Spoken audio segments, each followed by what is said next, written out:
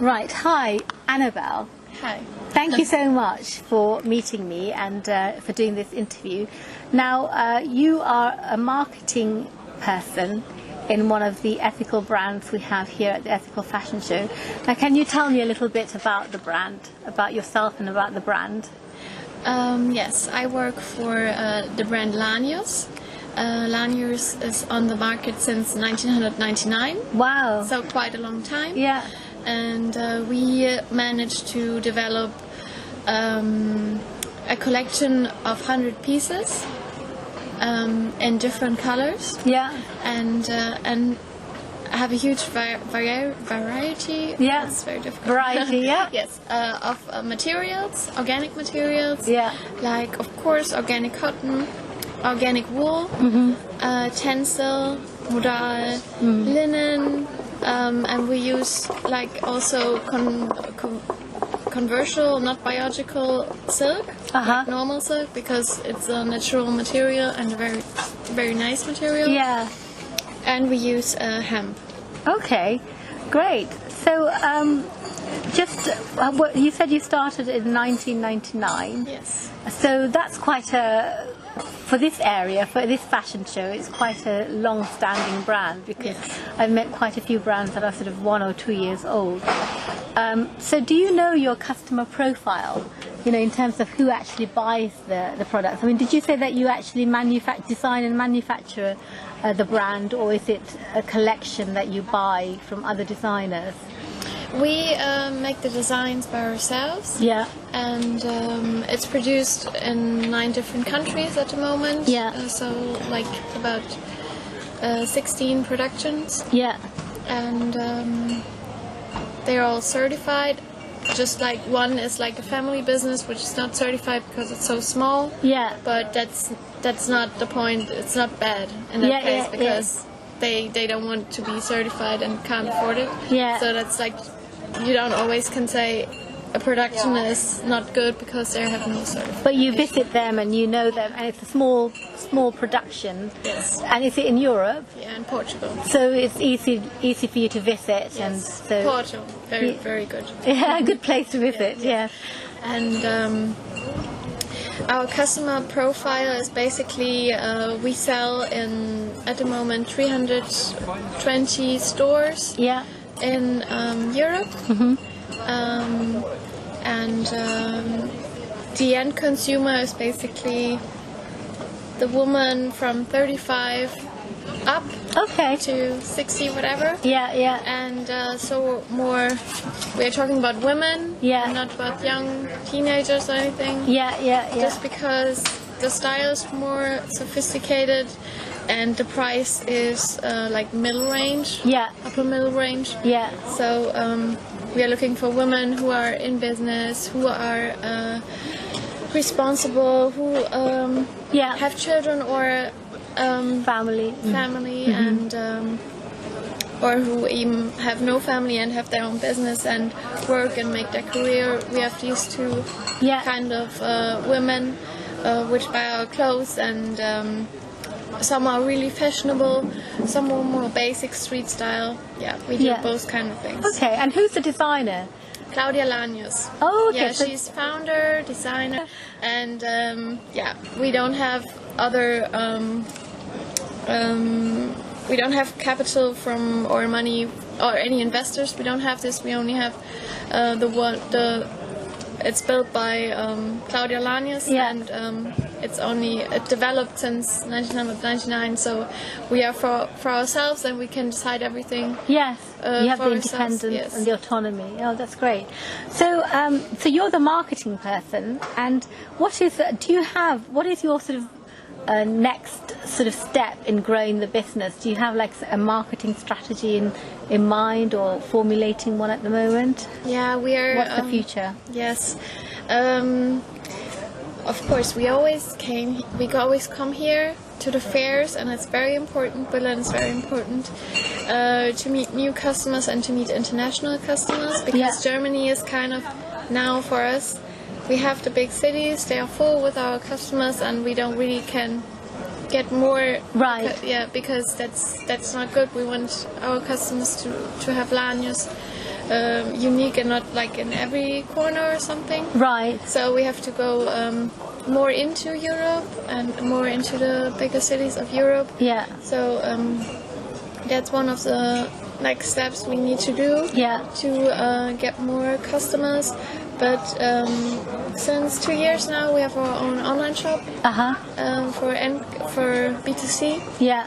And we want to make that one bigger because it's easier to reach like the end consumer, and you get so much practice. You are more at the end customer, which is very important as well. Mm-hmm. And it's a growing market, and everybody needs to know this, and it's very important to develop this and have a very strong professional performance also in online business. Mm-hmm. So. And how do you tell your story, your ethical story? You're saying that you have various fabrics that are organic. So do you have accreditations to go along with that? And is that all sort of, how does that work in telling your ethical story to the public? Yes, it starts with the hang tag. And it ends on the website and by the people who are selling the clothes in the end. And it's so important to tell the story and to know about it, and for us, for Lanius, to teach our customers how to sell and tell them the story. And really, in the showrooms, we always give them so many information so they can give it then to the end consumer. Okay. Yeah. So do you have a shop or shops in Britain at the moment? In London, yeah. Oh, in London, yeah, okay. Maybe 3. Oh, cool. Yeah. So that's quite progressive, because a lot of, I guess you've been around a while, but a lot of German brands, I think, they work very well perhaps in Germany, because we've only done research in the UK market, but I think Germany is a lot more ahead in terms of ethical living, and not just fashion, but just understanding of sustainability.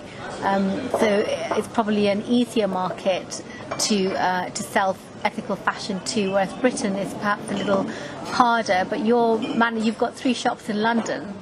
And you're also selling online, so people can buy from wherever they are. So you're obviously, how are you telling your story? Because it seems to be getting through. So how do you do it? Is it just on your website? Is it just that you have a web page that explains it, or are you using other medium? We have a magazine where we tell a lot. We tell a lot about our clothes, how sustainable we are, and what we are doing, also in charity projects or anything like this. But also in our online shop, next to every product, we say where is it produced and what kind of material it is, and what is the certification like, and that's really important to us, and we get to know that it's very important for the end consumer as well. To have a larger look behind the clothes. That is one of the, from our research we've done 2 surveys in Great Britain, interviewing 2,000 consumers online. And what we're seeing in Britain is that there's definitely a lack of awareness of the brands that are ethical, and also the issues concerning ethics and sustainability. So there's a lot of educating that ethical brands in Britain needs to do, that perhaps in Germany it's already kind of done. So how do you see yourself growing as a business in Britain? Is that somewhere that you're looking to grow particularly in, or is it that you're just wherever in Europe you can find shops you will? Yeah, of course. Scandinavia is like very interesting, because the style is matching very good, as well as in Netherlands. Mm-hmm. So but Britain is like, also because of the political situation, we don't really know what's in the future and how business relations are going on and everything like this. It's very like uncertain market that we don't really focus on, also because pound and euro, there is a huge difference, and it's decreasing now. Okay. It's very expensive for us to come to Europe now, to Germany. It's crazy. Okay, that's great. So that's really interesting. So the credentials that you have, what are the ethical credentials that you have? Credentials? Yeah, so they're like sort of, do you have GOTS as your, what else do you have that, because people can look at and say, well, that's guaranteed to be this, and how?